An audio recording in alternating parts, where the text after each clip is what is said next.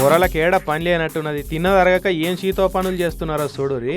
నాగర్ కర్నూలు జిల్లా ఆమ్రాబాద్ మండలం ఈగలపేట కాడ ఉండే కొంతమంది పొరగాళ్ళు పోలీస్ కారును పట్టుకొని పోయి రీల్స్ తీసుకుంటా ఇగో ఇట్లా కోతి కథలు పడ్డారు. ఇంకేం దొరకనట్టు ఛాయ గిలాస చుట్టూ ఈగలు వాలినట్టు పోరలకు పోలీస్ కారు కనబడంగానే ఈగలు మోపైనట్టు మోపారు దాని చుట్టూ. ఈ పోరగాళ్లకు ఎస్ఐ చుట్టమవుతాడట. అందుకేనేమో పోరగాళ్ళు పోలీస్ కారు వేసుకొని పోతుంటే గమ్మతికి తీసుకపోతురని ఎస్ఐ కూడా ఏమన్నట్టున్నాడు.